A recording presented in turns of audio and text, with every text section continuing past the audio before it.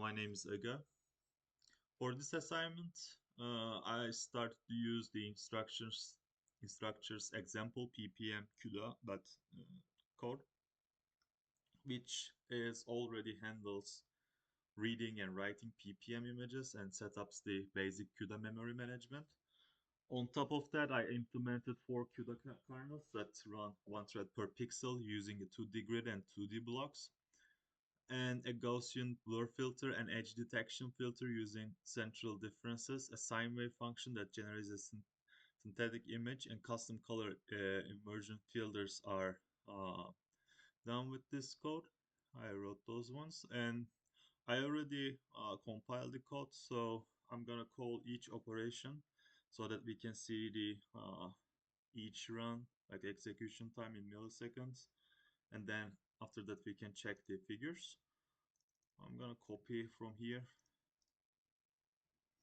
Yeah, so for the blur function, like the first iteration took like 17 milliseconds, but after the first iteration, as you see, the iteration 2, 3, 4, 5, they're like pretty like small values.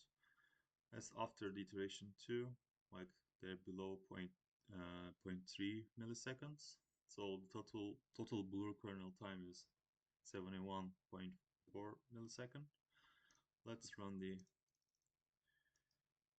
edge one. Whoops. So edge detection threshold is 0.2 and kernel time is 84.01 millisecond. Let's check the invert one. So I pick inverting colors. I guess it is the easiest one to perform. So the kernel time in that inverting the images around 74.8 milliseconds, and the last one is this one. Okay, so for the sine 800 to 600, it is for the width is 800 and height is 600. The time is 89.25 milliseconds. Let's refresh the folder. So we have the ppm images. This is the original image that I use. Let's put them to here. By the way, before that one, I just wrote a report. So you can see the execution time for each operation and the Gaussian blur kernel time per iteration. So these values are here too. Okay, let's put these ppm images up to here.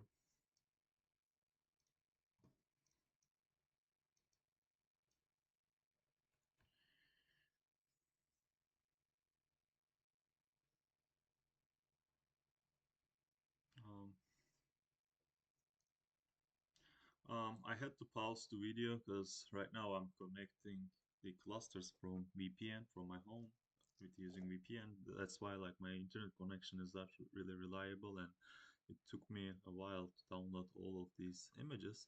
But I downloaded all of these images. I couldn't like I couldn't open view them on the clusters because like I need to like convert the ppm images to JPEG or other formats. I couldn't do that one in sim centers, so I, instead of doing like this, I prefer to download on my machine, and I'm gonna use an app called uh, this one. So let's put all of these images right here and we can visualize them. This is my dog called Chico. This is the blurry ones, as you see, like the background is pretty blurry, but this is the original photo. It's sharp and clean.